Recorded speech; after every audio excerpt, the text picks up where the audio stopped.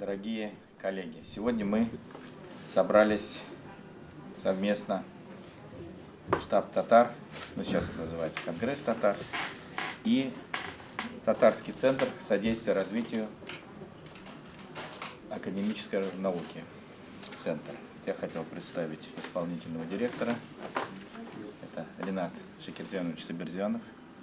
Я являюсь председателем этой организации. И вот мы сегодня решили собрать наших коллег-ученых. Ну, что бы хотелось сказать, раз это, как говорится, татарская организация, ну и наши близкородственные народы, здесь представители и азербайджанского народа, кумыкского, карачаевского, башкирского, так что мы здесь все вместе. Ну, по сути дела, мы один народ, один у нас корни, одна общая история. И думаю, так как мы все в одном государстве, у нас одни и те же цели, общие цели, тем более в эти сложные времена. Говоря о татарской науке, я бы хотел сказать следующее, что наука в Татарстане среди татар зародилась очень давно, с появлением Волжской Булгарии. В этом году знаменательное событие, 1100 лет со дня принятия ислама в Волжской Булгарии. То есть в России это было еще в VII веке, это было в Дагестане, в Азербайджане еще раньше приняли, но в Татарстане это происходило, это был такой большой политический акт, не было никакого насилия, все произошло добровольно, это как бы директивно. В один прекрасный день хан Алмош, правитель Волжской Булгарии, решил сделать государство мусульманским. Ну, естественно, в этом государстве уже были мусульмане, это не на голой почве все развивалось. И, в общем, появилось исламское государство. Это явилось, в общем-то, определяющим событием для всего татарского народа, я бы сказал, и для тюркских народов, и вообще вот других мусульманских народов, потому что уникальное географическое положение Волжской Булгарии на перекрестке торговых путей, и сухопутных, и речных, то есть это торговля запада с востоком, все шло через Булгар и Беляр, это столица были этого государства. Ну и затем это, в общем-то, и определило ментальность. Принятие ислама произошло, наверное, где-то за 50-60 лет до крещения Руси. Крещение Руси примерно так же происходило директивно, без всяких таких насильственных действий. В те времена, что бы ни говорили, ислам, он нес знания, нес культуру, естественно, в Татарстане, вернее, в Волжской Булгарии активно развивалась наука, история, ну, естественно, богословие. Я, наверное, сегодня на этом интересном, необычном мероприятии, встрече представляю группу компании «Меландер», которая уже 30 лет занимается разработкой и производством современных интегральных микросхем. Отрасль, которая интегрирует в себе как и глубокую науку, физику полупроводников и диэлектриков, так и высокотехнологичную совершенно область производства и разработки интегральных микросхем. В частности, в Зеленограде, в центре и советской, и теперь российской электроники, много выпускников из города Казани, Казанского университета, других технических вузов, которые успешно, с большим, скажем так, результатом, хорошим, неплохим, работают в этом сегменте. В этом году отмечаем 1100-летие ислама, принятие ислама в Волжской Булгарии. И сейчас везде празднуют этот праздник, разные специальные. Значит, моя организация разработала такую награду, медаль Бисмилля Рахман Рахим, мечеть, Коран, 922-2022. Награждается медалями 1100 лет со дня принятия ислама в Волжской Булгарии Утямышев Ильдар Рустамович, вице-президент Российской академии естественных наук, профессор. Татарвар, гордость наша. Если мы сами себя не поднимем, никто нас не поднимет. Медаль надо носить обязательно на груди, на праздники. Месяца благословенного. Сказано, что это месяц, лучший месяц в году. По причине того, что в этом месяце те благие дела, которые мы совершаем, Аллах Субхану ва Тааля вознаграждает нас до 700 раз за одно благое дело. И наша жизнь, она состоит из тех поступков, которые мы совершаем. Они могут быть хорошими, могут быть плохими. эти поступки, они накапливаются в течение всей нашей жизни, с момента того, как человек стал совершеннолетним. Эти поступки, они исчисляются вплоть до конца наших дней. Наша жизнь, она так устроена Создателем нашим, что имеет начало и, как ни прискорбно это звучало, имеет конец. И не говорить об этом, не помнить об этом, но это недальновидно. И с учетом того, что она имеет начало и имеет конец, мы должны строить ту жизнь, которую мы проживаем сейчас. Непременно, раз эта жизнь имеет конец, и она конечна не только для верующих в Создателя, но и для неверующих, то мы своим разумом должны понимать, что непременно существует следующее.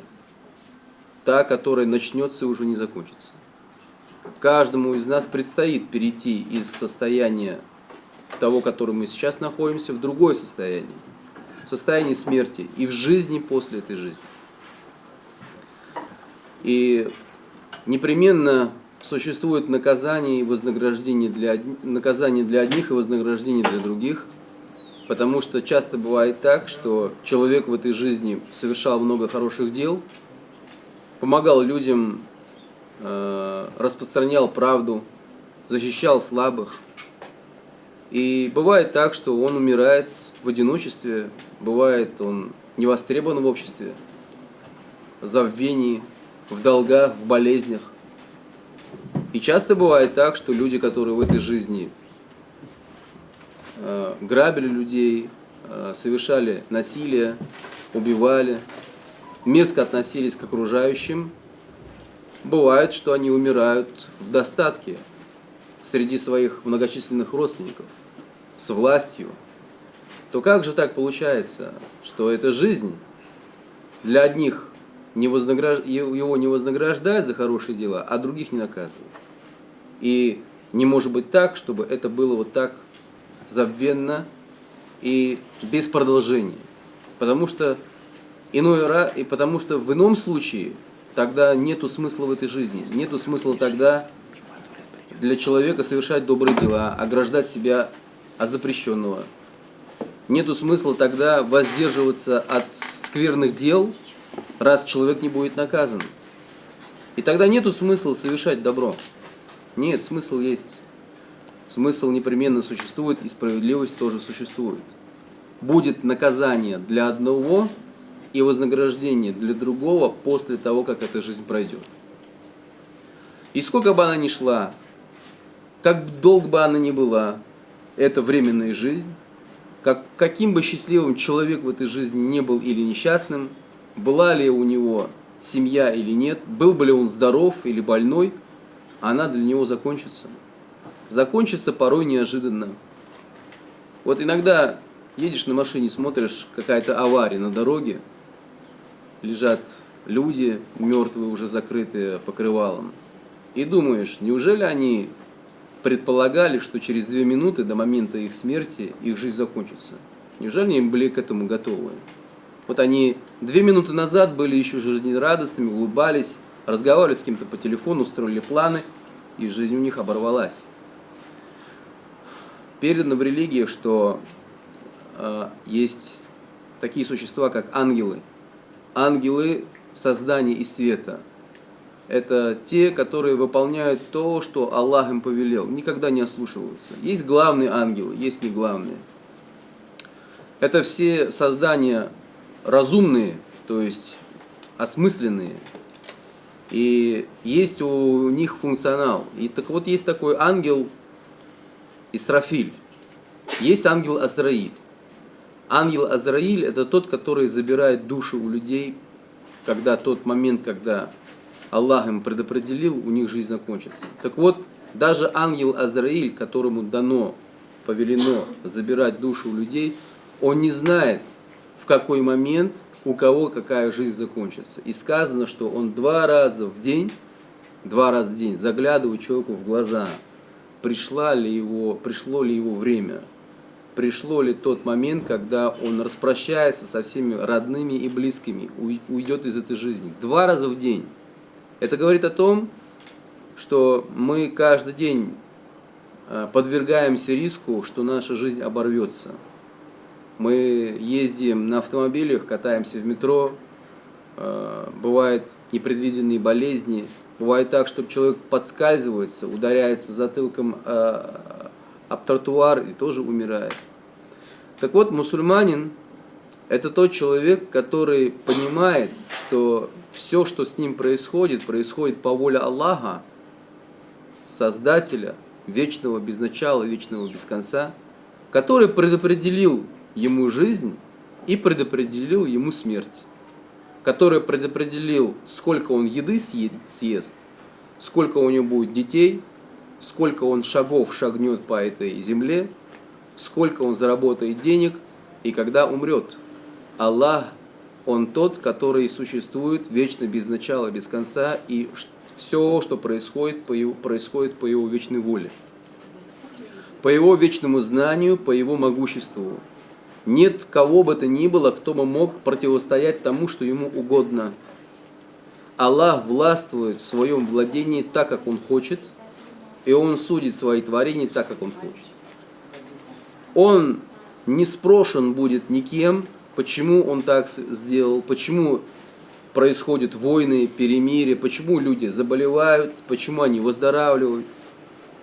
Но каждый из нас будет спрошен в соответствии с теми законами, которые были ниспосланы нам для этой жизни, как инструкция, как мы должны поступать со своим имуществом, со своим телом, как мы должны воспитывать своих детей, относиться к своим женам. В соответствии с этим мы будем спрошены, и будет наказание для одних и вознаграждение для других, но не в этой жизни возможно. Хотя многие получают наказание уже в этой жизни. Например, есть такой грех, как ослушивание родителей.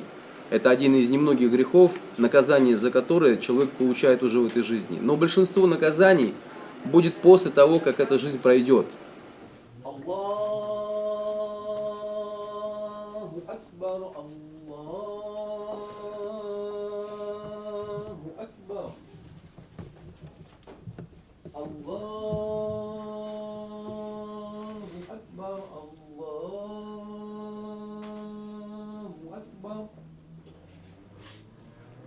أشهد أن لا إله إلا الله